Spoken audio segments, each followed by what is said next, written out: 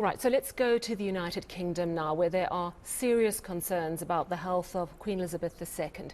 Her children and grandchildren are with her. She is at Balmoral, her castle in Scotland. Let's speak to our correspondent, Ollie Barrett, in London. Ollie, good evening to you. We've seen live pictures outside Buckingham Palace in London of many people gathering at the gates, even though, of course, the Queen isn't there, but just to try and get an understanding of what is happening. Has there been any formal statement, any update in the past few hours?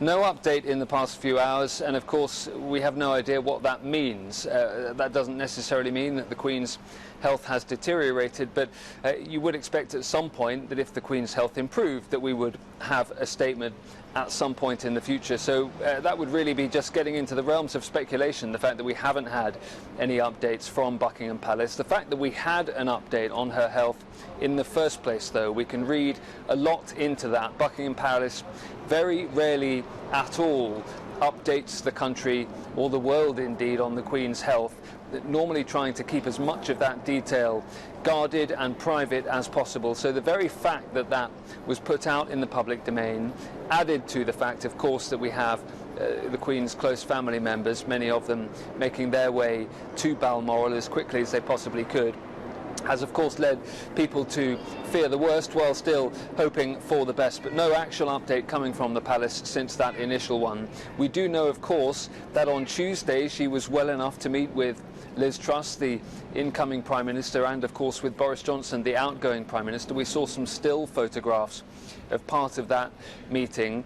But then on Wednesday we were told that the Queen was having to cancel a meeting, an online meeting that she would have participated in virtually with members of the government, because doctors were telling her that she needed to rest because of what was described in a palace statement as a full day the day before, that being the day when she had taken part in those procedures to hand over the power from one government of hers to another. And it was then today we got that latest statement from the palace which so worried people. Yeah, and it's interesting you say, you know, that she's cancelled engagements before in the past year or so, deciding not to attend certain events, often at the last minute being told she had to rest. But this does seem to be of an altogether different tone.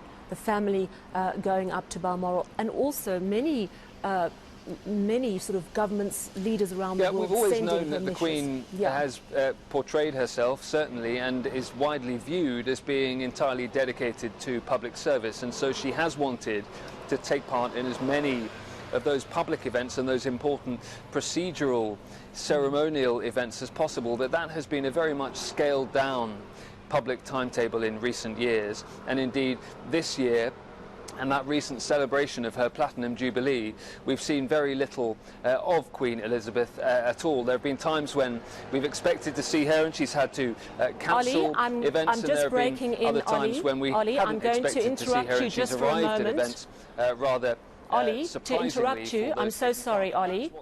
I don't think, Ollie, that you can hear me. Ollie, I need to break in. I'm so sorry. I think I might have lost comms with Ollie. I'm going to try one more time. Ollie, we are hearing this evening that Sky News is reporting that Queen Elizabeth has died. Are you able to hear me? The fact that she was in Balmoral, all right, in Scotland for that all right, so we are taking Buckingham Palace visuals. We're going to try and re-establish that connection with Ollie Barrett. And as I've just mentioned, we are hearing from one media outlet, Sky News, that the Queen has passed on. Of course, this is a difficult situation, and it brings to mind what happened when Nelson Mandela was very ill. But what we can see in this live image is the Union Jack at half-mast. Now, that normally is an indication of someone who is being paid respect because they have passed on. We do know that the Queen has been frail for some time, but as Ollie was just explaining to us, the situation is definitely on another level this evening. And I'm just going to ask my producer to try and listen into what Ollie has said, because I have a feeling Ollie might have received the news by now. Let's take a listen to Ollie. Ollie, we lost our comms to you. If you can hear me, we've just seen on Sky News, they are saying that the Queen has passed on. I want to give you just a second to check the messages coming through to you. Certainly the image that we are seeing on our screen over Buckingham Palace, the flag, the Union Jack is flying at half-mast. Now, obviously one has to be very cautious. You don't want to get something like this wrong. And I'm not sure if the BBC is reporting it as well. As we chat, I'm also going to check what we're getting. But Ollie, we are hoping that we have re-established our line to you. Certainly the BBC website is, as far as I can see, not reporting anything like what Sky is reporting. But certainly we're just seeing that shot outside Buckingham Palace. And what we're seeing is that Sky News is reporting that the Queen, aged 96, has died. Sky News has it on their website that she has died. Ollie, I just want to check, can you hear us?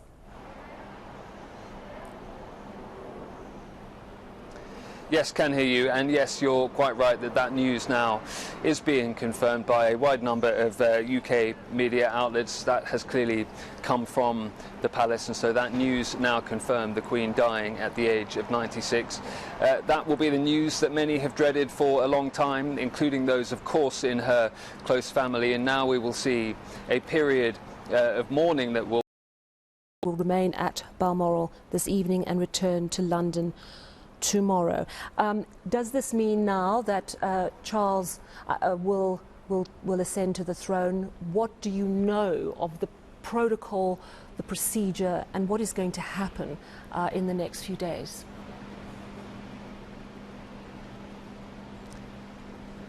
Yeah, we know quite a lot, and there's also some elements that we're not entirely clear of yet, partly because of the time that this has happened and the place in which this had happened. It had, of course, been planned mostly for the fact that the Queen would be either in Buckingham Palace or in Windsor on her death, but there's also a plan in place for her death being in Scotland, and so at some point her body will either be flown or come on a train back to London. You mentioned Prince Charles. He is now effectively King Charles. There will be elements of ceremony in the coming days to make all of that official, but now that the Queen has passed away, we have moved into the era of King Charles. That is very much the case. The Prime Minister would have been one of the very first people to have been informed of this news, and we'd expect that the Prime Minister and King Charles will speak soon. The plan had would normally have seen us expect to hear from Prince Charles at some point this evening with an address to the nation, but that would normally have been scheduled for around 6 p.m. local time. It's now 6:35, 6:37.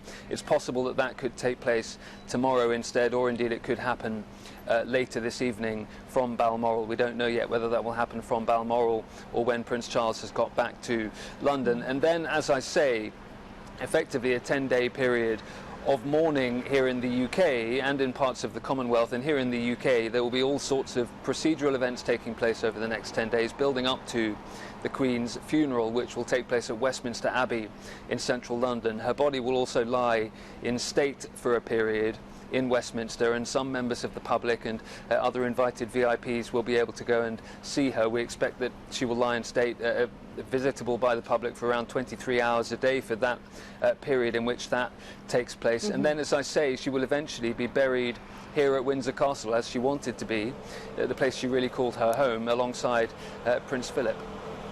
I mean, it's an extraordinary life, and we were just looking at the live shots outside Buckingham Palace of many people just gathering there. And I want to ask you a question, as a citizen, to lose a Queen who's been a feature of British life for so very long. How are you feeling at this time?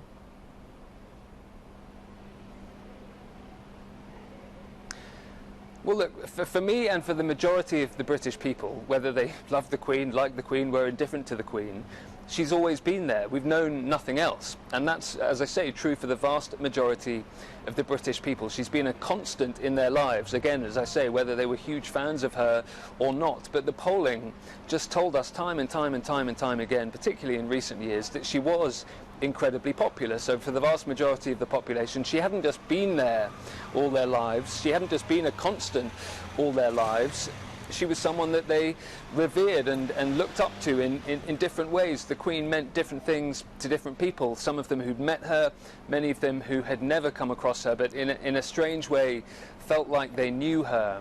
And one of the things that the monarchy does, and again the monarchy is a hugely debated topic, its rights and wrongs will be debated forevermore in those countries in which monarchies exist, but a lot of people in this country will tell you what they appreciated about her was that she rose above politics. They didn't always know what she was thinking. They didn't therefore have to worry about her opinions on Brexit or whatever it might be, and therefore she became a unifying figure for many people, and a figure that people who met felt pretty special to have done so, and those who didn't rather wished that at some point they had. And clearly now those people who didn't meet the Queen won't be able to on the news of her passing at the age of 96. And you know, Ollie, and I'm aware that we might lose our booked line with you, but I'm going to keep talking as long as we have you and as long as you can stay with us. But what an extraordinary week for Britain. I mean, Boris Johnson resigns, Liz Truss meets the Queen, is appointed as the new Prime Minister. Just today, Liz Truss was releasing her energy plan to try and lift the country out of this terrible cost of living crisis and the energy crisis. And then this news just moments ago that the Queen has died. Quite an astonishing week, and coming at a time when the people of Britain are really suffering, aren't they?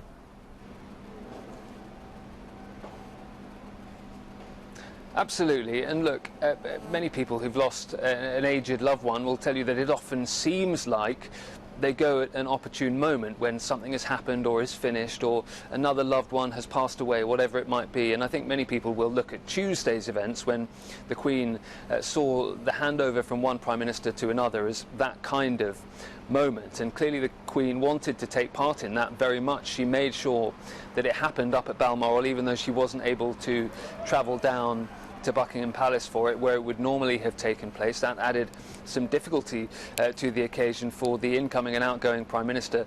What a week for the United Kingdom. What a week for the incoming Prime Minister, Liz Truss, who now has to respond to this in a way that is seen by the British people to be appropriate for the magnitude of the event that we are seeing unfold. An extraordinary week for her as well, and as you quite rightly say, a very difficult time for many British people, and many of them will put some of those thoughts to one side over the next week or so as they mourn the loss of the Queen. Others will feel that those are their most pressing issues at this time, but I think, Sally, we are going to see a pretty extraordinary week ahead now in the United Kingdom and in other parts of the world, but particularly here in the UK, partly because of going back to that idea of what the Queen meant to people in this country and the public mourning we're going to see. No one quite knows how it's going to unfold, what the scale is going to be, but I would predict that it's going to be something on a pretty enormous scale and pretty emotional at times for many of the people who take part. In places here like Windsor and in London, one of the things that officials have worried about when they've been planning for this eventuality of the Queen passing is that they just simply don't know how many people are going to want to come and pay respects of some sort or another in one location or another, be that Balmoral or Buckingham Palace or Windsor or indeed Westminster when the Queen is there, and those processions that we'll see through London. It could well be that London really fills up to its absolute capacity over the next week or so, with Brits who want to pay their respects, but also tourists from all around the world. So while there is a lot that is very, very planned out about the next 10 days or so, and will go according to procedure and protocol and has been very much rehearsed leading up to this in an appropriate way as possible, there's also quite a lot that we just can't predict about exactly what it's going to be like and feel like for British people and non-Brits as well who are in the UK at the moment. Yeah, and you were just talking about, you just don't know how many people are going to turn out to mourn her. And of course it reminds us, of course, of the death of Diana, and it was 25 years ago, last month I think it was, and we saw so many flowers outside Buckingham Palace, a national outpouring of grief. Do you think that we could see that sort of scale? I mean, is it possible? This is a woman who was on the throne for 7 decades.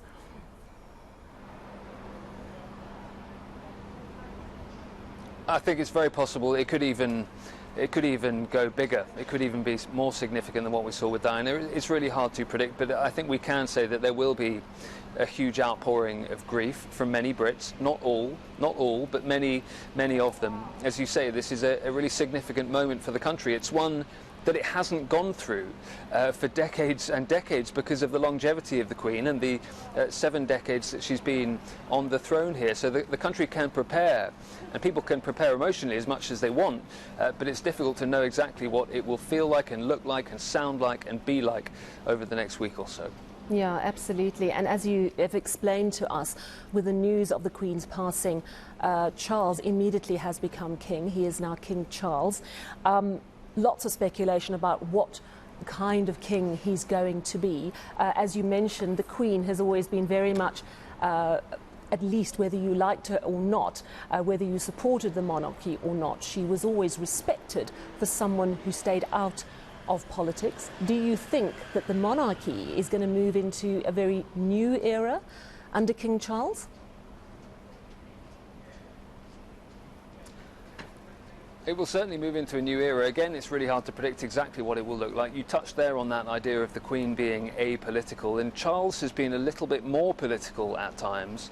Issues like the environment and the climate that are really close to his heart, and we've seen William and Harry as well involved in campaigning on issues like mental health, for example. Now, some would say those issues actually aren't political. There's a pretty clear debate that's been won on the climate, they would say, and they would say that mental health is absolutely just a cause that everyone should be behind. But it is a bit of a shift from the way that the Queen has handled herself during her reign, so that will be something very interesting to keep an eye on. And Charles has not been as popular as the Queen in the time of recent years. The polling has always borne that out. We don't know if that will change, whether that now he is the king, people will start to view him in a different way. There's obviously going to be a huge amount of sympathy for him from many people, given the fact that he's just lost his mother.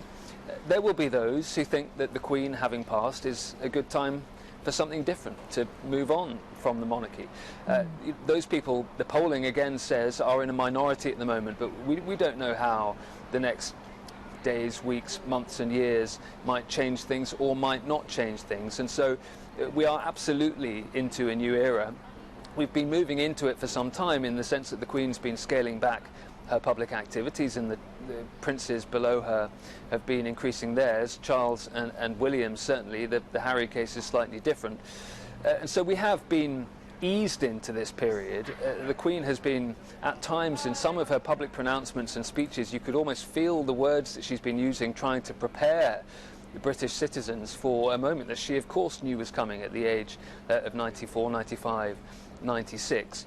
So we are into a new era, one that people have been prepared for in some way, but in another sense it's not an era you can prepare for. It's not something you can rehearse for, and so it's going to be very interesting indeed to see how it all plays out. There will be a huge outpouring of emotion and sympathy for Prince Charles over the next 10 days or so, and it remains to be seen what happens after that, I think.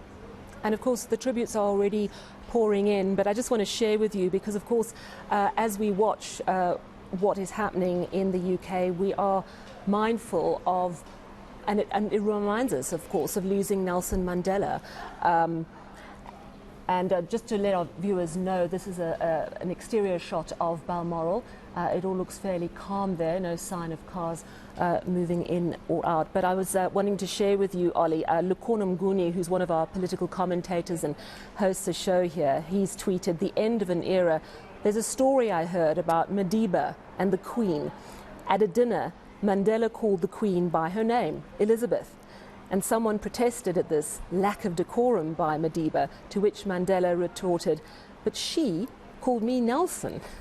And if you just think of those two people having dinner together, we felt very much when Nelson Mandela died that it was the end of an era. It's a cliche, but it feels like people of that time have moved on and passed the baton on.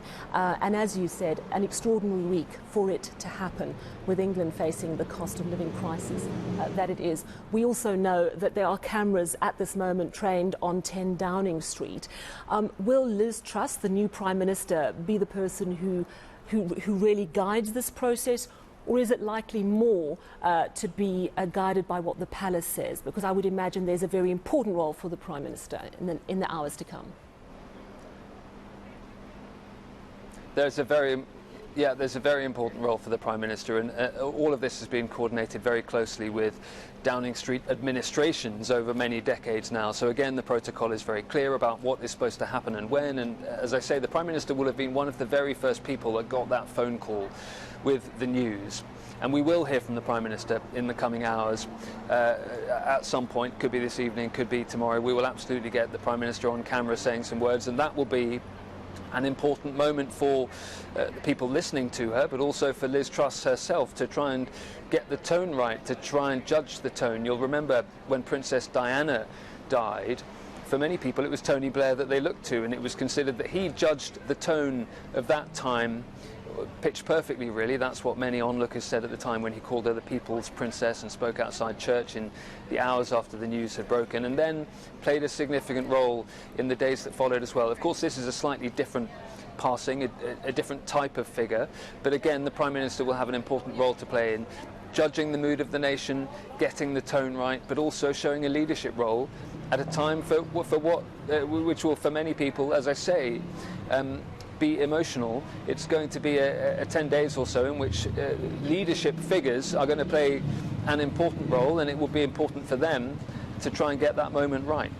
Yeah, absolutely. And if you've just joined us here on eNCA, we've received the news just a few moments ago that Queen Elizabeth II has died. It has been confirmed by the palace. We are expecting an announcement as well from the new Prime Minister, Liz Truss. There are cameras at 10 Downing Street. The new Prime Minister certainly has a lot on her plate. She's dealing with an energy crisis, a cost of living crisis. She unveiled her energy plan today, Ollie, and I'm wondering if that's going to bring some comfort, what the public is feeling about that.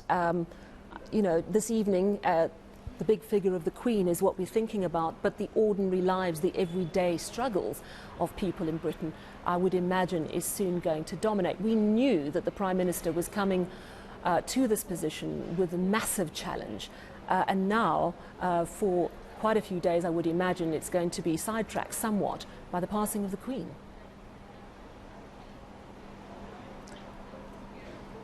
Very much so, and that's not to belittle the feelings of British people, like there are in so many other countries around the world, who are worried about what's coming when it comes to energy bills and inflation and the cost of living. And that was what Liz Truss was trying to achieve today, was to try and ease some of those fears for people by effectively putting a cap in place on energy prices for the next couple of years. They're high, but she's saying they won't go any higher for households and businesses. She hasn't yet set out the full detail about how it's all going to be paid for. That was an element of controversy today, and I think that type of controversy and that type of political detail is going to be not much talked about over the next week or so. The focus really will be on what has just happened at Balmoral and what happens next over the next 10 days or so. That's not to say that people will lose their concerns, their fears about the cost of living and what the winter here in the UK is going to be like when they need to keep their heating on a little bit more than they have done in the summer. But I think that political discourse will very much change over the next 10 days or so. We will see any campaigning for local electoral events, for example, will be stopping. We will see a much more collegiate atmosphere between politicians on the public stage as well. It absolutely, what's happened in Balmoral, the passing of the Queen, in many ways it changes everything for the next week or so here in Britain. Yeah, absolutely. Well, Ollie, thank you so much for bringing us all the information that you have at this time. It has been confirmed by the palace that the Queen has died. We know that she was surrounded by family and friends, or family rather, members of her family. We also know, of course, that Charles has now automatically ascended to the throne, so it's King Charles now. Our correspondent, Ollie Barrett in London, thank you so much for speaking to us this evening. And of course, we are going to continue to bring you more details of this breaking international news story that Queen Elizabeth II has died, 70 years on the throne, 96 years of age, and right up until the last days, she was still playing her role as a public servant, still fulfilling her duty as the Queen. So it is a sad day, but in many ways a life well lived that one has to celebrate. We will bring you all the news as it continues. We know that many people have gathered outside Buckingham Palace in London. We also expect to hear from the new Prime Minister Liz Truss at 10 Downing Street in the next few moments to formally announce that the Queen has died and to explain what is going to happen next. But that's where we'll leave it here. So it's good night from me and the SA Tonight team for this Thursday. Thank you so much for watching. We've got Newsnight at the top of the hour with Heidi Jockus. Do take care. Good night.